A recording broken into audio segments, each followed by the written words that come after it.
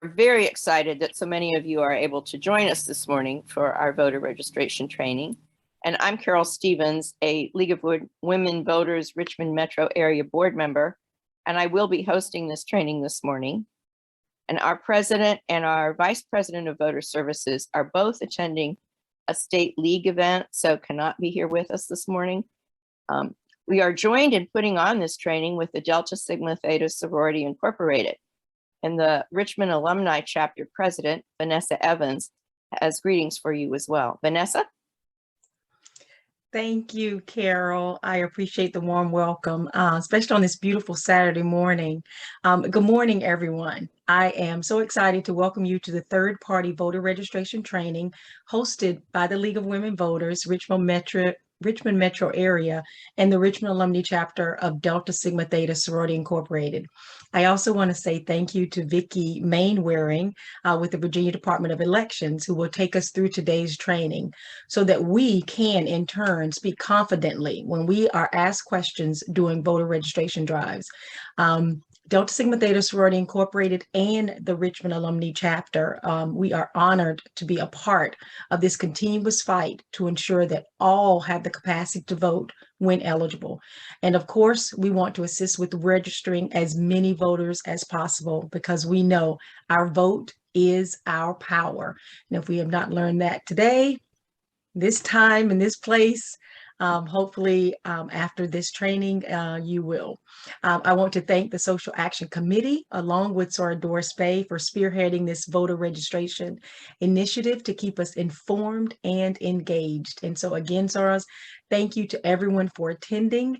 And Carol, I think we talked about this yesterday. I'm not going to say it though, but I now turn the training back over to you.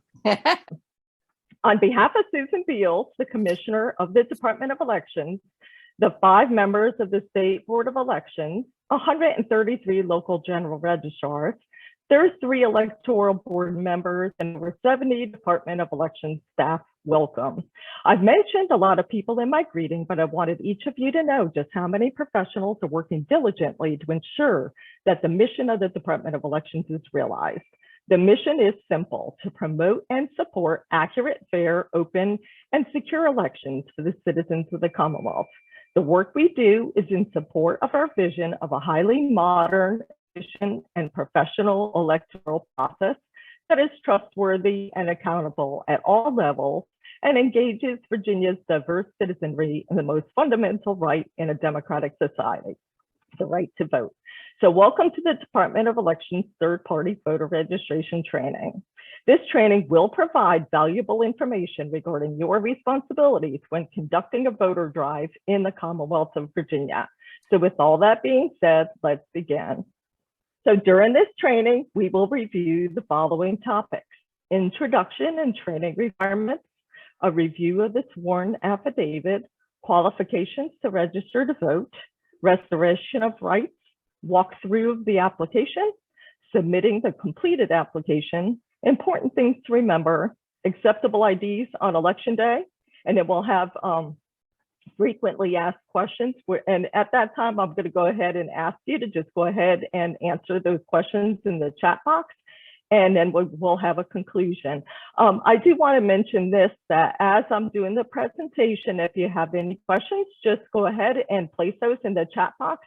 And at the very end, we'll just go through those questions and I'll try my best to answer them for you. So why are you here? Well, you and your organization want to host a voter registration drive. Any organization or individual requesting 25 or more voter registration applications from the Department of Elections or from the local registration office is required to register with ELECT and complete ELECT's designated training. The Department of Elections encourages any group or individuals printing their own applications to complete this training as well.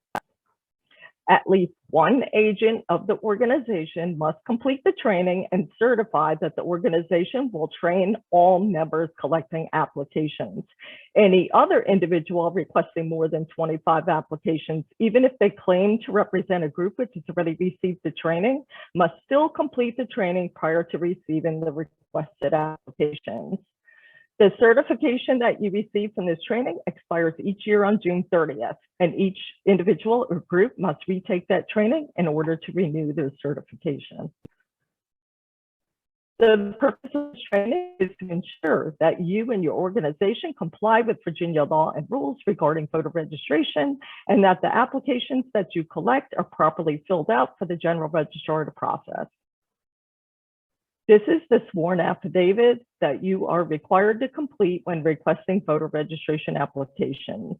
It stipulates that you will abide by Virginia laws and rules regarding voter registration, and it specifically indicates that you will provide a completed receipt to all applicants for whom you take an application, that you will return all those completed applications no later than 10 days after the applicant signs or the close of registration for the next election, that you will not mark, add, change, or delete any information on the application, nor will you destroy or dispose of the application in any way, that you will not copy, duplicate, or distribute any social security number from that application, that you have completed the training that's required, and that you understand that criminal penalties may result from non-compliance or intentionally falsifying or misrepresenting the material information.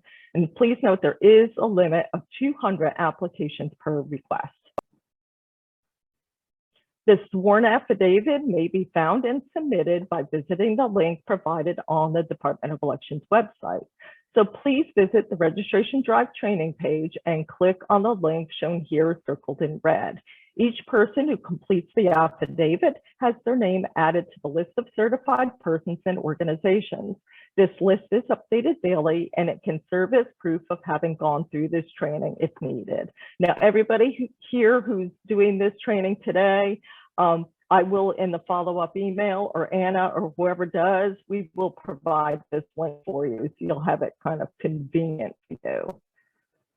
Applications for registration can be completed at any voter registration office at the DMV or online.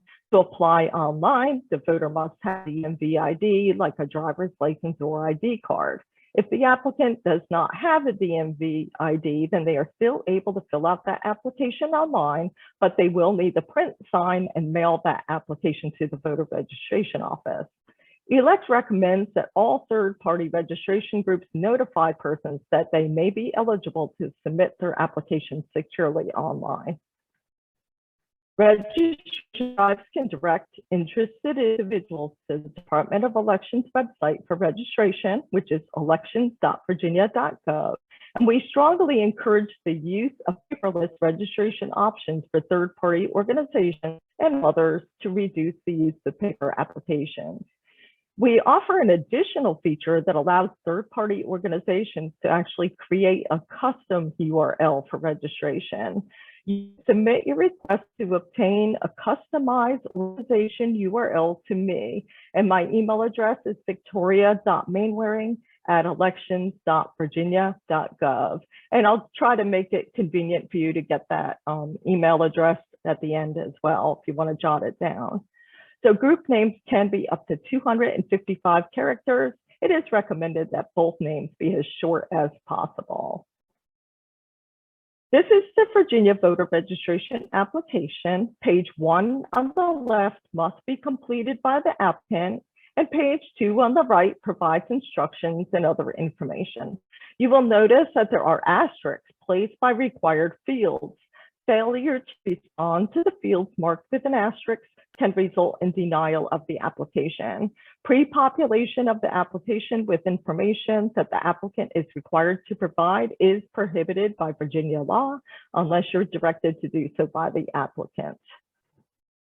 So let's review the qualifications to be eligible to register to vote in the Commonwealth of Virginia.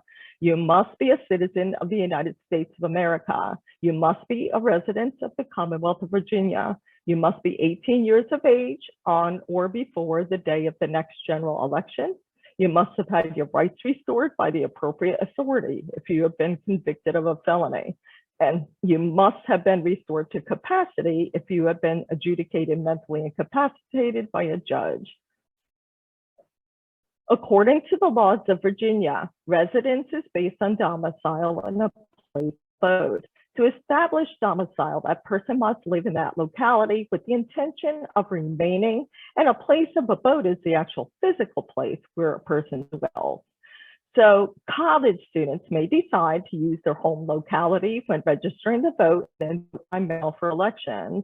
They also have the option of registering at their college hometown. So they do have that choice, but you may want to encourage students to be mindful of their choice so that they don't get confused as to where they are registered to vote on election day. Now, I also want to point out that this residence definition also pertains to incarcerated individuals who may want to use their home address to register to vote. Now, they would actually need to be very sure that their mail will still be received at that address. Please note that this change does not take effect until October 1, but I do want you to be aware of it for future reference. Effective October 1, any person who is otherwise qualified and is 16 years of age or older, but who will not be 18 years of age on or before the day of the next general election may pre-register to vote. Now, this pre-registration will not entitle a person who's 16 years of age or older to vote in any election.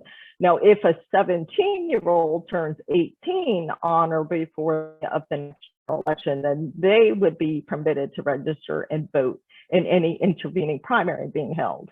Pre-registered individuals' applications will be held by the proper local registrar's office, and they will be processed when the applicant becomes eligible. But please note that this law does not become effective until October 1. So please do not register anyone who you know is not now qualified or that application would be denied.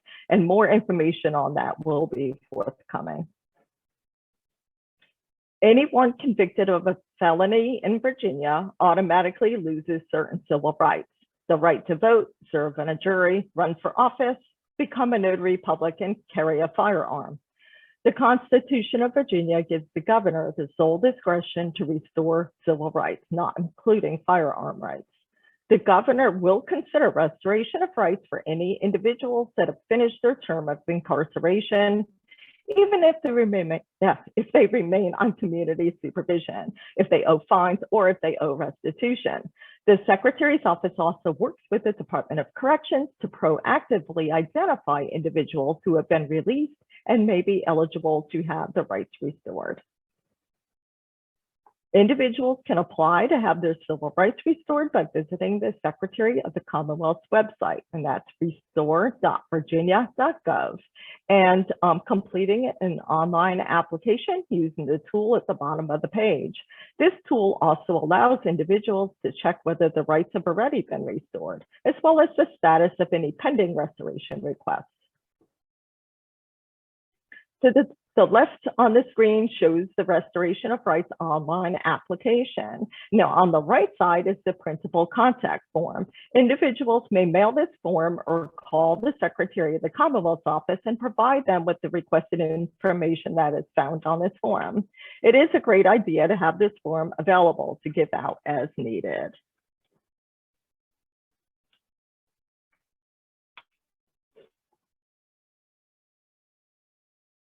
Now we will review the completion of the application, starting with the first three boxes. Box 1, citizenship. If the applicant enters anything but yes, have the applicant stop, because you have to be a citizen of the United States to be eligible. Next is the full Social Security number written neatly along with the applicant's date of birth. I do want to point out one of the problem areas and putting these in the computer has always been deciphering these numbers. Numbers are particularly difficult to read, particularly 4s and 9s, 8s and 3s, and fancy 1s. So if you can't read it yourself, you may want to go ahead and just look at it quickly when the applicant walks away to make sure you could read it, because if you can't read it, then chances are the general registrar's office can't read it as well. So I did want to point that out. So next is the gender. Gender is required to actually be on the application. However, the applicant is not required to answer that question. They can leave that question blank if they wish. Next is the applicant's last name and the applicant's first name, and the middle name, if there is a middle name, is required. If they do not have a middle name, then they would need to check the none box. We'll also need them to circle the suffix if it's applicable. That's something like junior or senior. The full address and the apartment number, if that is one of the elements on that, are also required to be provided neatly. Again, the number on that is always problematic, so check that too to make sure you can read it. Next, the city or town and the zip code should also be entered. Lastly, in section 2, an email and phone number are not required. However, the elect does recommend that the applicant provide at least one or the other in case the GR needs to contact the applicant about the registration. In my experience in the registrar's office, it has been extremely helpful to have that, because we do call them if we're having an issue with anything on the application. And I've also had quite a few occasions where somebody will leave something behind at the polling booth, driver's license in particular. It's nice to be able to find that number and call them and let them know to go back and retrieve that. So if you can get it, that's great. But if not, it's not required. Section 3 asks if the applicant has been convicted of a felony or judgmentally incapacitated. This is a required answer, and it needs to be provided in order to have a complete application to be processed. If the answer is yes, underlined in the information that's relating to that yes is very helpful. And if the applicant actually has been convicted in a different state, then indicating the state would also be very helpful to the GR's office to use that for researching the information. And if they do answer yes, then you do need to have them also indicate whether or not the rights have been restored.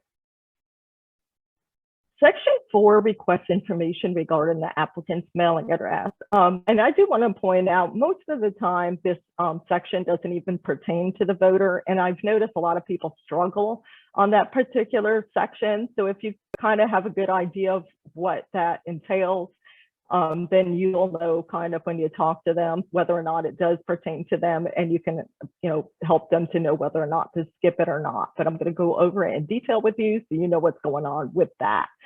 So this does deal with the applicant's mailing address. Applicants may provide an alternative mailing address if they meet the criteria set forth by the Code of Virginia. Applicants that are uniformed service members, their spouses and dependents, or citizens residing overseas are eligible to provide an alternative mailing address. And there is no restriction on the type of address that they are allowed to provide. Applicants whose residence address is not serviced by the United States Postal Service, or those that are homeless, may provide an alternative mailing address too. Now, this category does require that the alternative mailing address is the United States Postal Service or commercial post office box that is located in the Commonwealth of Virginia. And it's preferable that that is in the city or county where the applicant resides. There are exceptions, particularly for homeless individuals. You may want to go ahead and reach out to your local registrar's office to see how they handle homeless voters' residences in that local community. The other checkbox under Section 4 pertains to voters who desire to protect their residence address from public disclosure. Applicants need to have a qualifying reason to protect their address, and this includes being an active or retired law enforcement officer or individuals who are being threatened. And you can see there are other reasons as well. Applicants are required to provide a post office box in order to qualify for that protected voter status. Section 5 requires the applicant to provide the state where they were previously registered to vote, and that's, if applicable, because that way the general registrar's office will be able to input that into the state system, and it does electronically send something to that state to let them know that we now have their voter, and that will generate the procedure to get that state to cancel them out in that state. Section 6 is optional. General registrars are always looking for volunteers to serve as officers of election on election day. I do recommend everybody do that at least once. If you've not done so already, I'm sure you guys probably have, but it's a good experience. So section 7 is the signature. The applicant would sign the application and provide the date that they completed the application. If the applicant is unable to sign due to a physical disability, then the individual assisting should check the box below the signature line indicating that. The Virginia voter registration application receipt is located on the bottom of the application, and it should be completed by the individual or group that's receiving the application from the applicant. If the applicant does decide to take that application with them, then no receipt is required. So please go ahead and date the receipt. And this is the official record for the applicant that they have submitted a voter registration application, and it can be used to confirm submission should something happen to the original application. This field has been conveniently sized to allow for the use of an office label to identify the organization if that's your desire. You may also consider highlighting elect's website information, and that's convenient for the voter so that they can go ahead and check the status. Note that this receipt does have no bearing on the applicant's ability to vote should their name not be on the poll book. You can find contact information for your local registration office by visiting here on the Department of Elections website. So here are a few important things for you to remember. Do not attempt to register voters who are already registered or who you know are eligible to be registered to vote. Voters can check their registration status by visiting vote.virginia.gov. The law requires that you provide a receipt to each individual who completes an application. The receipt is located on the bottom of the application. Applications must be delivered to elect or to the local registration office within 10 days or by 5 o'clock on the last day of registration prior to the next election, whichever is first. And providing an alphabetical listing of applicants will help protect you and your applicants. And I do highly recommend doing that alphabetical listing. It is illegal to complete the application on the applicant's behalf unless it is done at the direction of the applicant. Do not solicit multiple applications from one person. Do not destroy, change, or alter in any way these completed applications. And copying even part of the Social Security number of any person is illegal. And now, do not discriminate. All individuals requesting a voter registration application should be given one. Here is a list of acceptable IDs that a voter may show on election day. Please note that the driver's license or DMV ID, the DMV issued ID card are required to be from Virginia, but you can also note here that they may actually be expired. This list is available to download from the Virginia Department of Elections website. A voter who does not present acceptable ID may sign a statement that says that they are the registered voter who they claim to be. If a voter does not sign this statement or present acceptable ID, then they must vote a provisional ballot. And I point out this list because you need to see ID to register someone to vote, so don't get confused. You do not need to do that. But I know a lot of people actually ask when they're registering to vote just so that they know what to expect at the polls. So I'm going to go ahead and do this quick little quiz with you, and go ahead and put your answers in the chat box. And if someone on the panel wants to monitor that, let me know if people are actually paying attention and get the right answers. That'd be great. So first question. Are applicants permitted to include a future address as their mailing or residence address? Does anybody know the answer to that?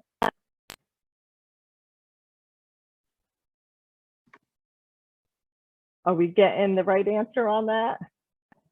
I'm going to go ahead and answer it. So the answer to that is no. No, sorry, we were getting a lot of no's. I hadn't unmuted. Good. Wonderful. So yeah, the answer is no. Applicants must provide the address where they currently reside. A registered voter must update the registration information if they move to a different address in the future. Next question, can a homeless person apply to register to vote?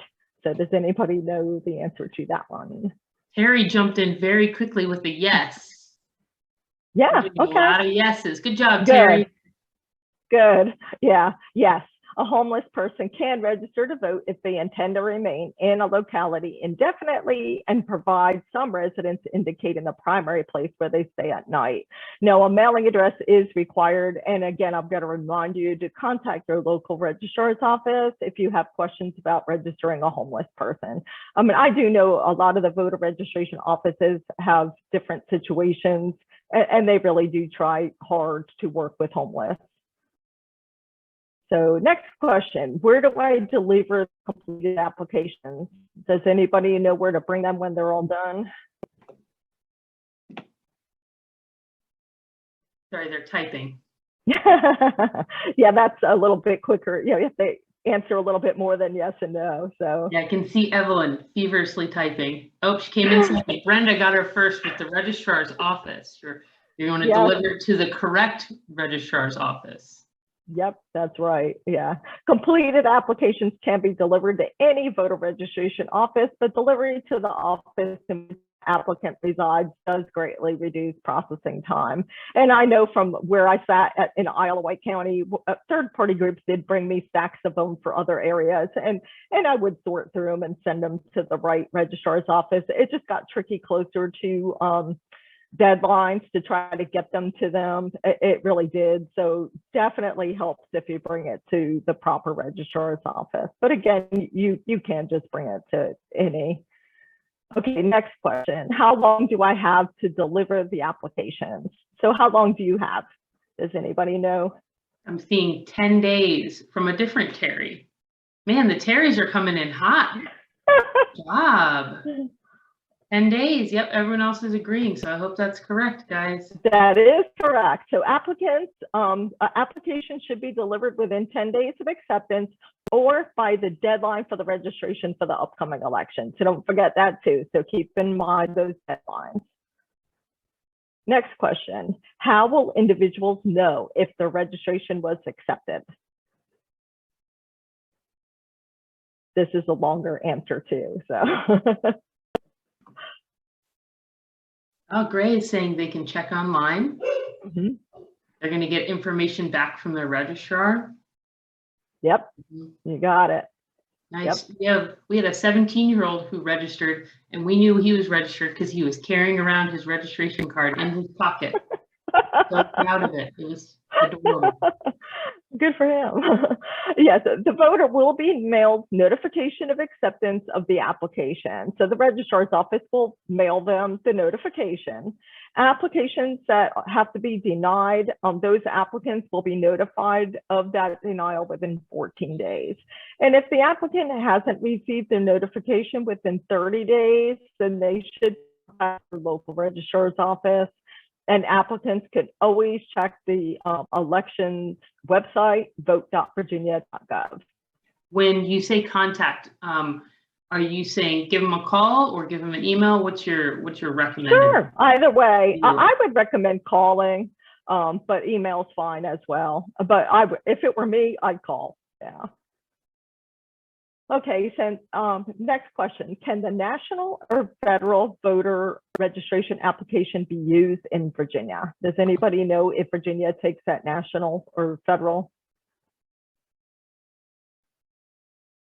Evelyn's saying yes.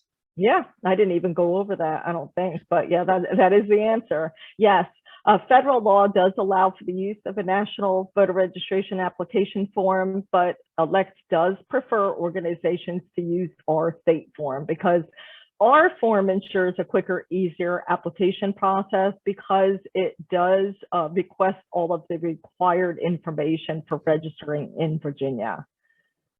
So next question, may I obtain a list of active registered voters in Virginia? Does anybody know if you can get that list? Is that available? Yes, this one didn't feel as tricky. We've got some people waiting. And it's easy to say yes. So yeah, the answer is yes. So yeah, that elect does sell the registered voter list. So please contact our offices at 804-864-8901 to request information for purchasing these lists. And you do have to be like, it's for certain groups. So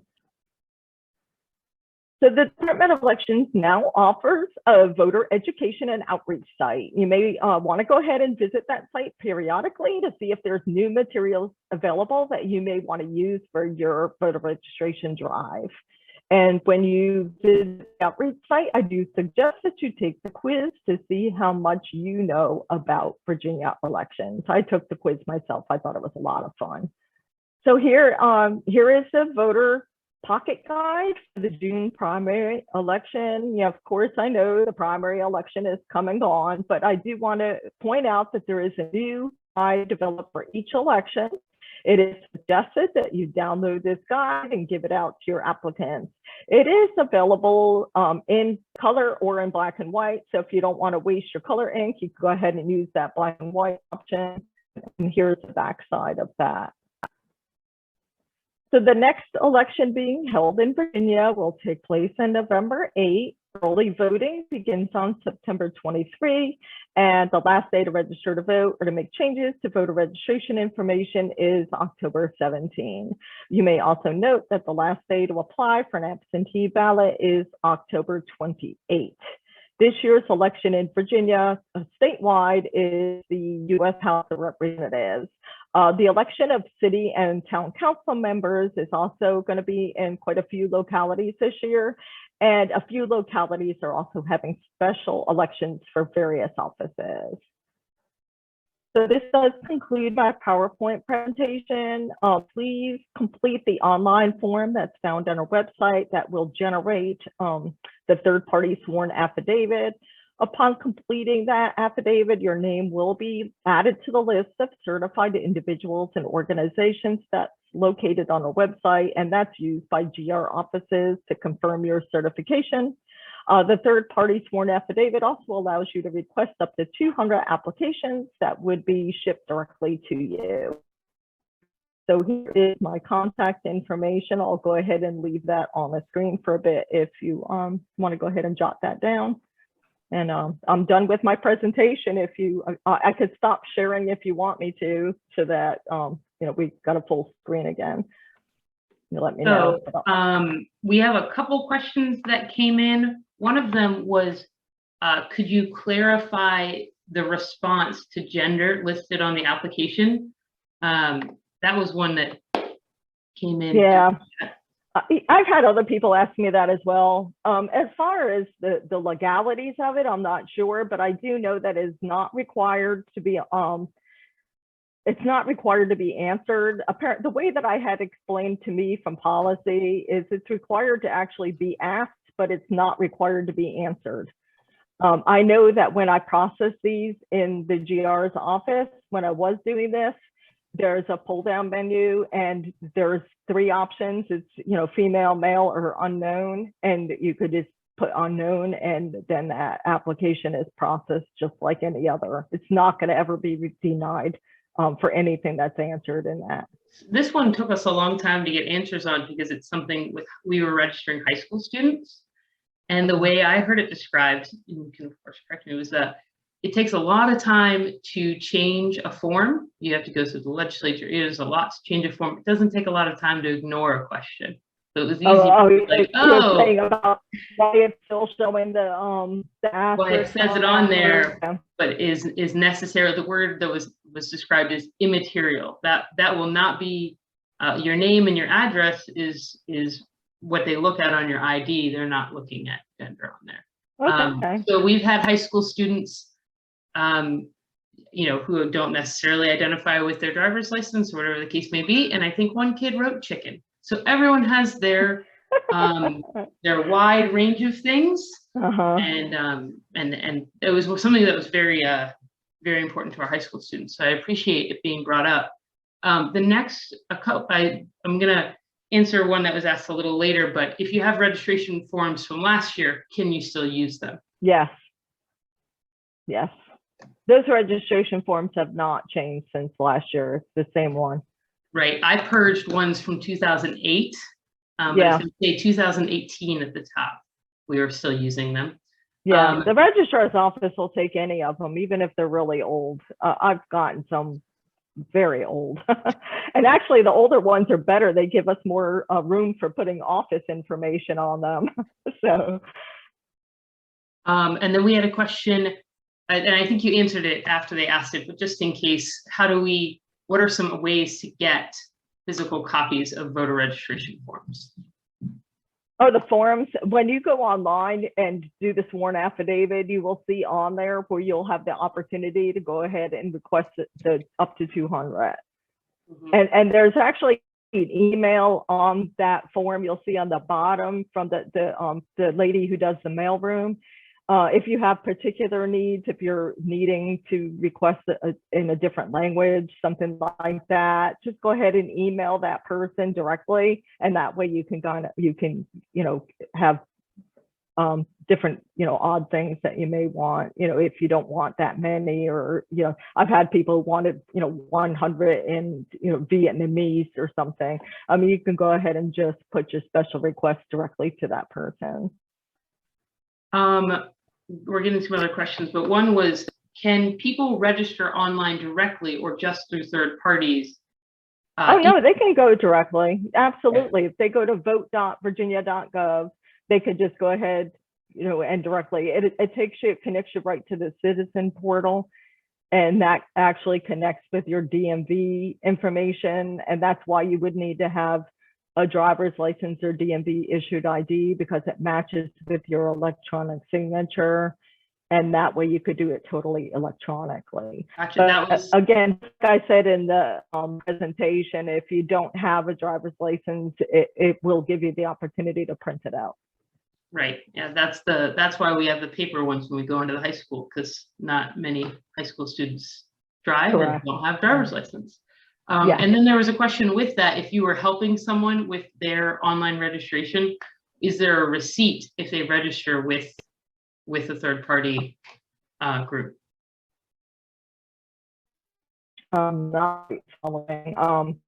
The receipt would be, what are you asking? Like if you're helping them do it online? Yeah, and I don't think so. If you're helping them do it online, you're essentially acting as a proxy. You're like, say they have trouble typing or whatever the case may be, you would be the one entering the information.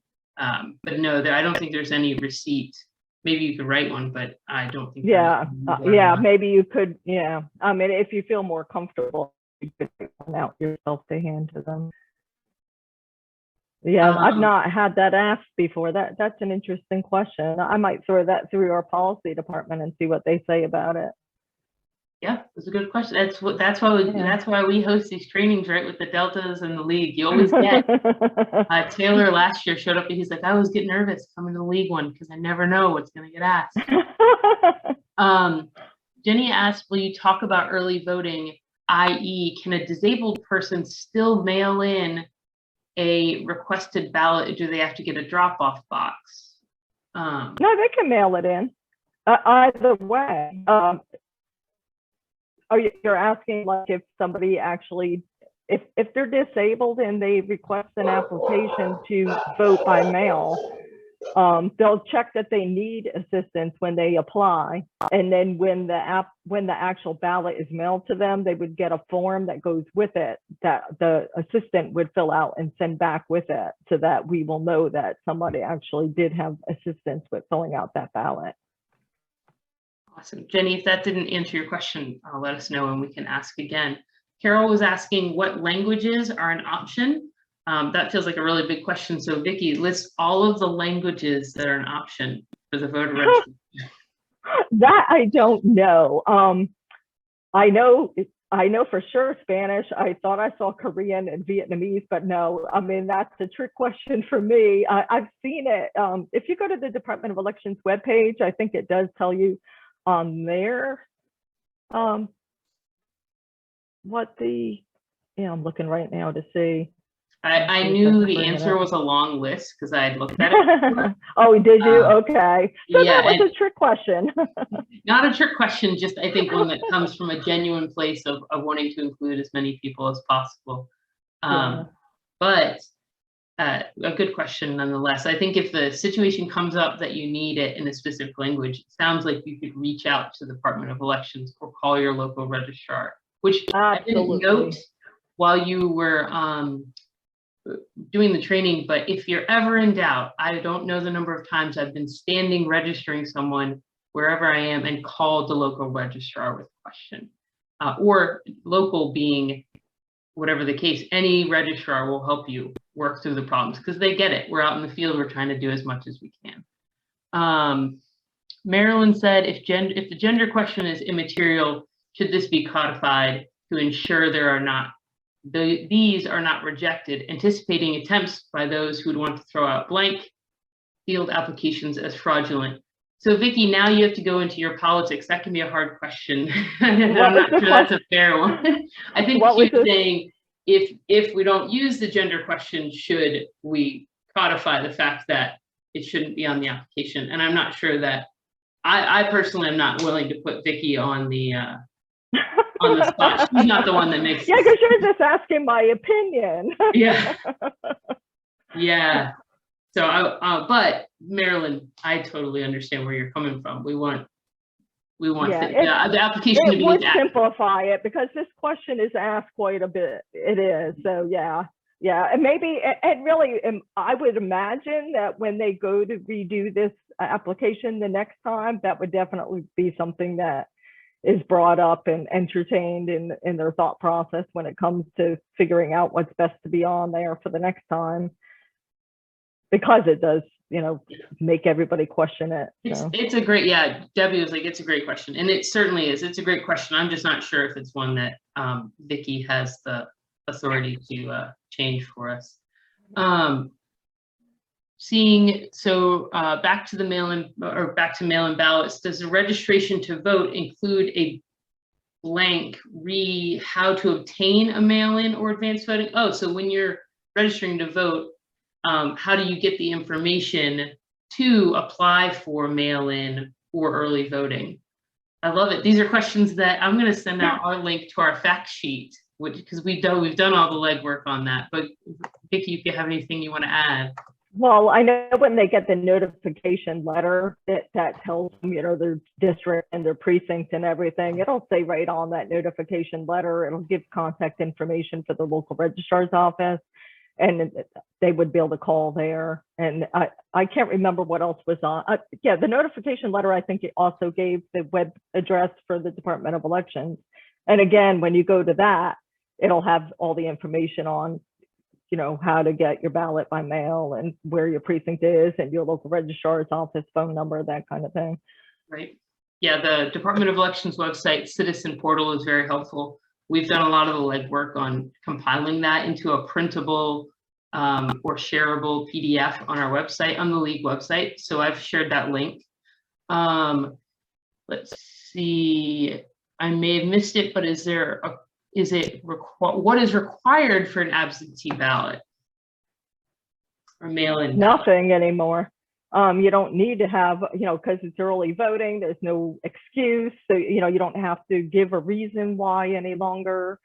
Yeah, there's really nothing required. You could just go online and you could do it electronically, like you can register in the vote if you have the DMV issued stuff, because it does electronically end up landing on the registrar's desktop if you apply online to get that absentee ballot. And then you could be on the permanent list as well. I mean, there's a lot of things that make it a lot easier now to vote by mail.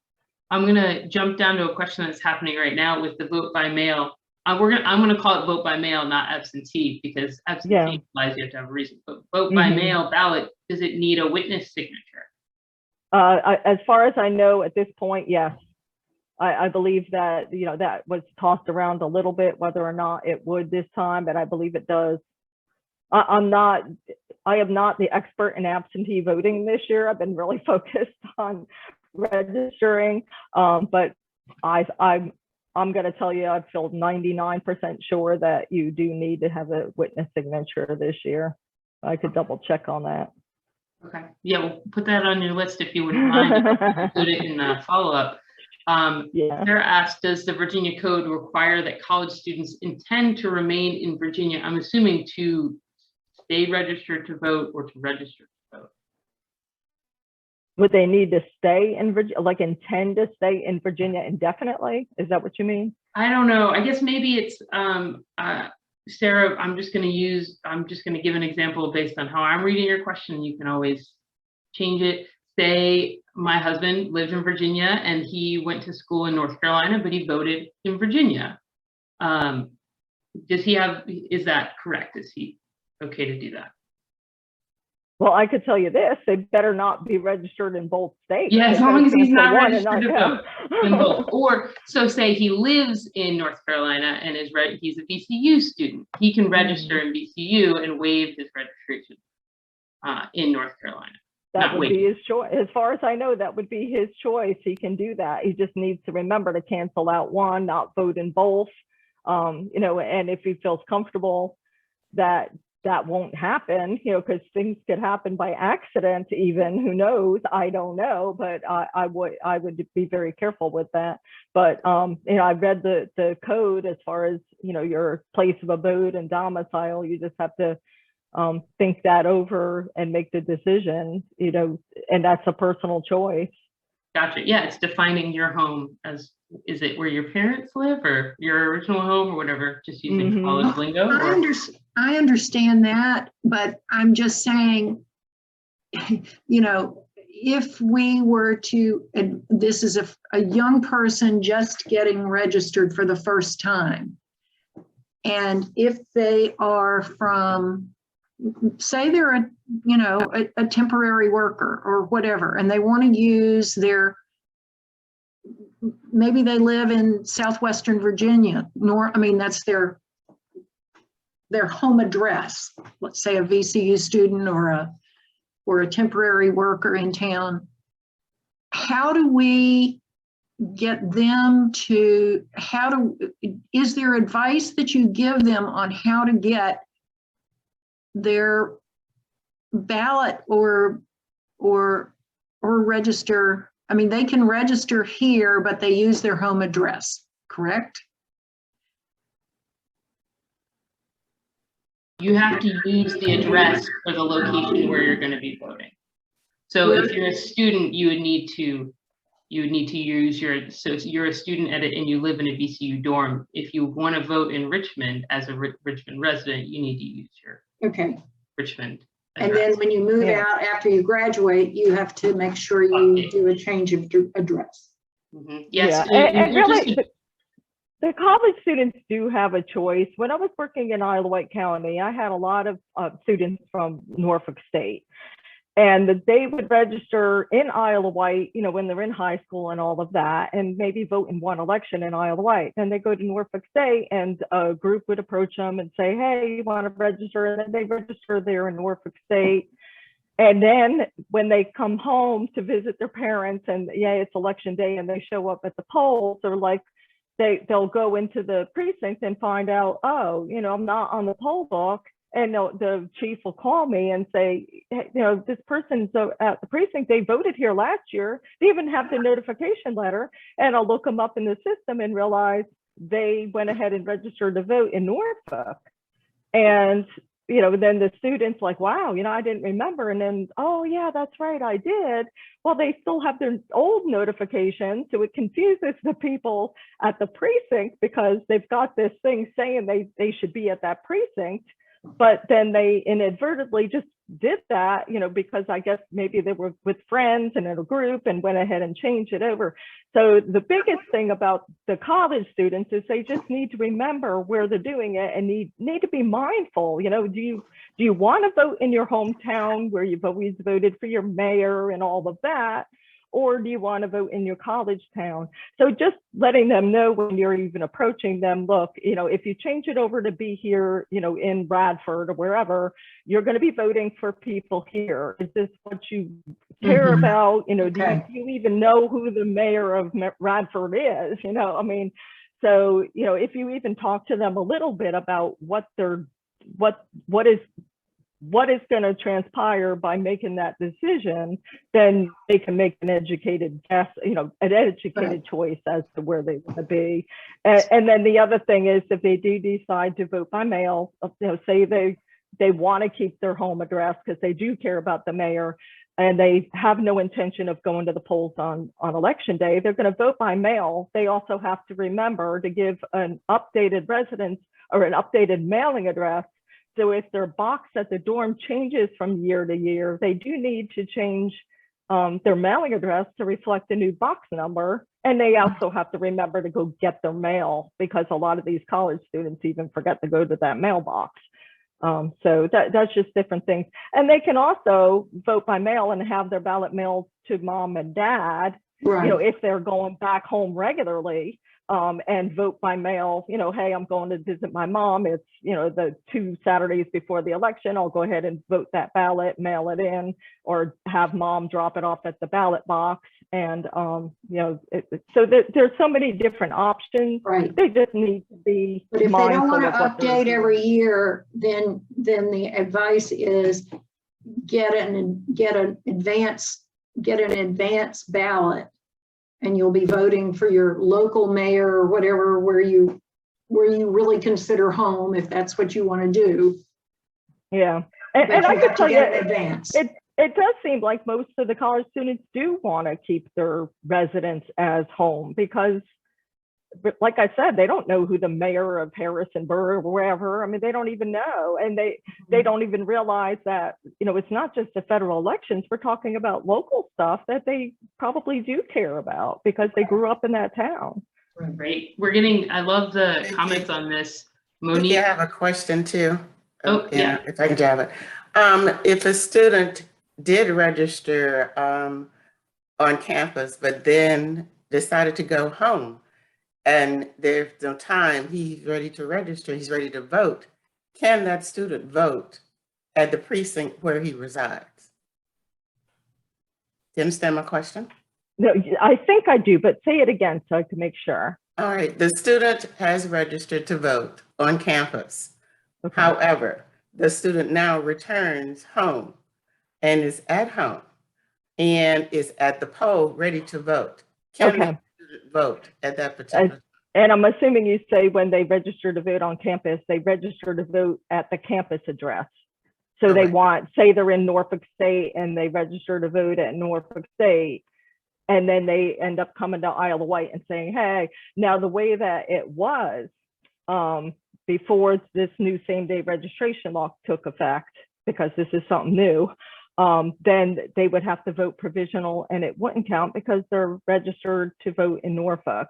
At that point, we'd say, hey, you've got time. If you want to drive out to Norfolk, your name is on the poll book in Norfolk, and that's your only option on election day. Now, if there were time, then they could switch things out.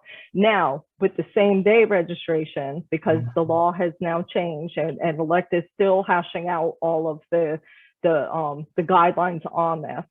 But if that happened this year, they can actually register to vote and vote provisional, and then some homework research would occur to determine whether or not a ballot has been cast already. And then they could change their registration to the new address and vote provisional, and then that vote would be determined whether to be counted or not. So there is a new law now, same day registration, that would change that a little bit. Actually, more than a little bit, but yeah, the same day registration, that's what that's for, something like that. All right.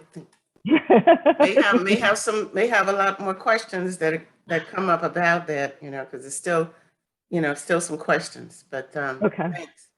Yeah, it's hard. I think college students, especially like you were saying, they get in a little herd and they all register and they Yes. that. Peer pressure. Yeah. And so how I think Rashida was asking, and I think she's doing the important work, which is just think about it ahead of time and talk with your student. And if they do change it, like have them regularly check their mail. I guess I was an RA for many years, and that was a big thing. Like check your mail, clean your room. The same. Include voting in your conversation you have with your responsible college student. Because Monique said she ran into that with her son attending Virginia Tech. I think I was that kid when I was 20 years old. So I understand. Yeah, go ahead, Monique. He was with a herd of college students, and they were trying to get folks to register to vote. And so he called me to see if he should change his registration and register down there in the Blacksburg area, or keep his voter registration that he had up here in Henrico County. And I said, keep your voter registration here in Henrico County. Mm-hmm. And But I'm yes, glad it sounds like you called. did the right thing. Yeah, I'm glad he had a called. conversation. Good job, Monique. You're Well, a no, role I model. owe that to Delta Sigma Theta and the Social Action Committee, et cetera, et cetera. Thank They were you. looking out. Good job. Debbie had a question that kind of went along the same thing. One of our conversations we have with the kids when they're considering where they should register to vote is this is a legal part, a legal way of changing your address or addressing your address. And they want to be careful if they have student aid. Don't change your home address if it would affect your federal financial aid. And it's something Debbie was saying, it appeared to stress students out. And so I would reassure them, if you are getting financial student aid, continue to be registered at the address that would allow you to receive that financial federal aid. That's very important. I don't want to skip over, Fran had a question.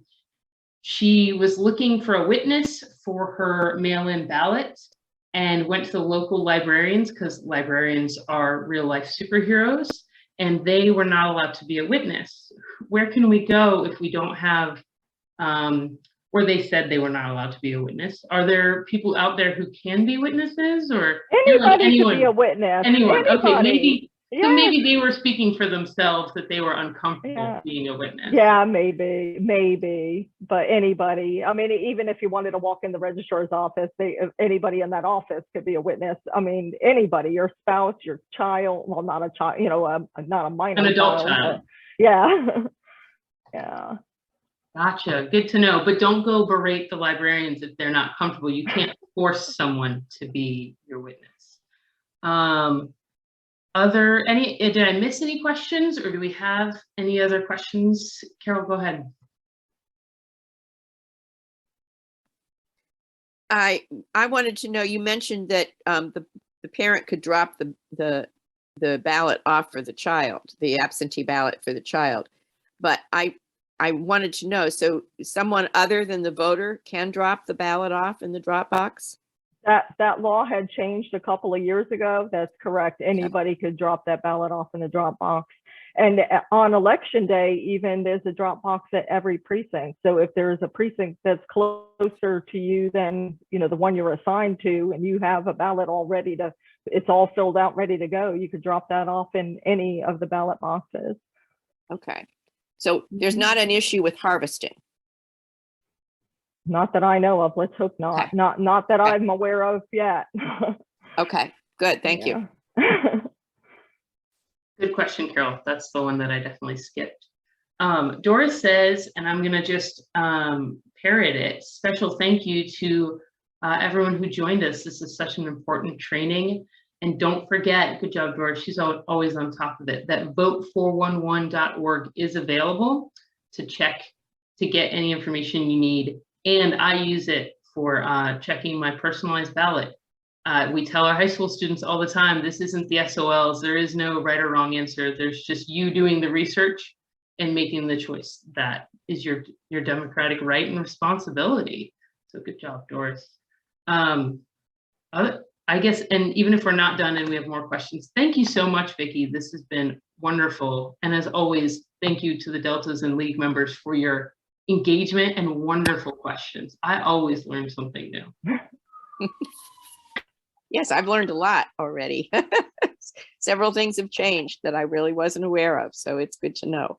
right? And then the other thing is we will be sending a follow-up email from the Department of Elections via Eventbrite. So just like you got this link, you'll get another email.